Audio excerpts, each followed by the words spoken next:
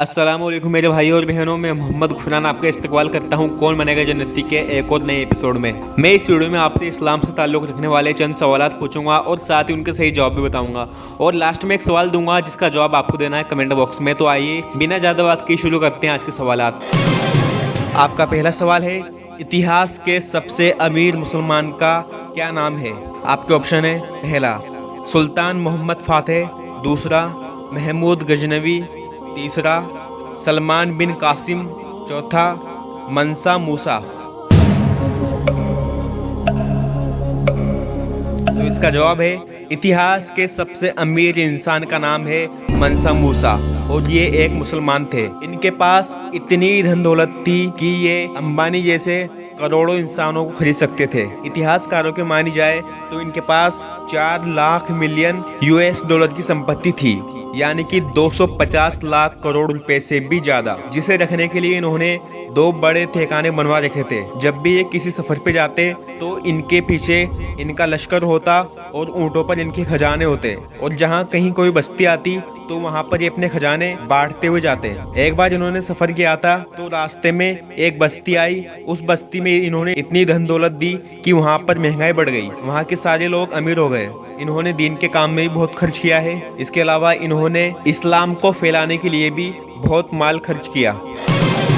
तो अब आपका दूसरा सवाल है, जब हमारे नबी रसूलुल्लाह सल्लल्लाहु अलैहि वसल्लम का नाम मुबारक आए तो हमें क्या कहना चाहिए? आपके ऑप्शन है, पहला अस्सलामु अलैका या रसूलुल्लाह, दूसरा सल्लल्लाहु अलैहि वसल्लम, तीसरा मोहम्मद मुस्तफ़ा, चौथा जनाब रसूलुल्लाह।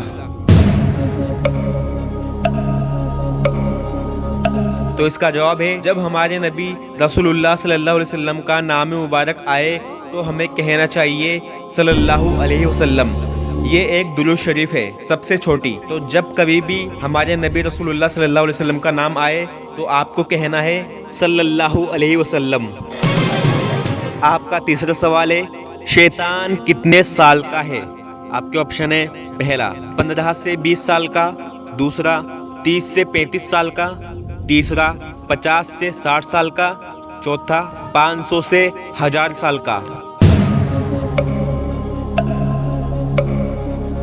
तो इसका जवाब है, शैतान 30 से 35 साल का है, यानी कि उसकी उम्र 30 से 35 साल की है। वो इसलिए क्योंकि जब इसने कहा था अल्लाह से कि मुझे इतनी ताकत और इतनी मोहलत दे कि मैं तेरे इन बंदों को गुमराह कर सकूं, तो अल्लाह पाक ने इसको कयामत तक जिंदा रहने की सलाहियत दे दी और इसके अलावा इसको वो ताकत दे दी जिससे ये गुमराह कर सके और इसको 30 से 35 साल का बना दिया, क्योंकि इस उम्र में इंसान या जिन्नात जो भी हो उसमें सारी समझ बूझ आ जाती है 30 से 35 साल की उम्र में। लेकिन अल्लाह ने कहा था कि तू कितना ही बहका, लेकिन जो मेरा सच्चा बंदा होगा वो तेरे बहकाव में नहीं आएगा। और अगर बहकाव में आ भी गया और एक बार उसने मुझसे माफी मांग ली, सिर्फ एक बार, तो मैं उसको माफ कर दूंगा। मेरे भाइयों, सिर्फ दुनिया में ये मोहलत है।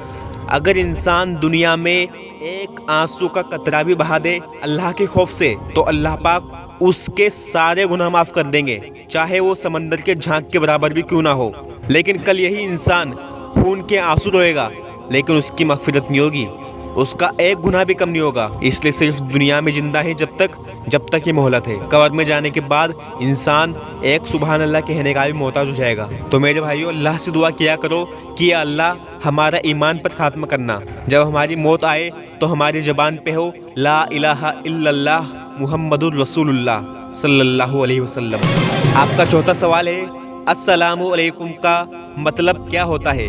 आपके ऑप्शन है, पहला तुम पर अल्लाह की सलामती हो, दूसरा तुम कैसे हो, तीसरा अल्लाह तुम पर रहम करे, चौथा अल्लाह तुमको जन्नत दे।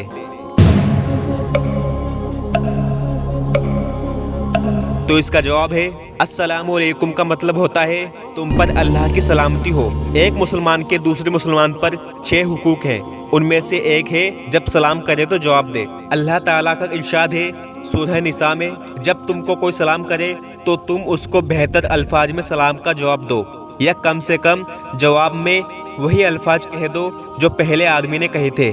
बेशक अल्लाह ताला हर चीज़ का यानी हर अमल का हिसाब लेने वाला है।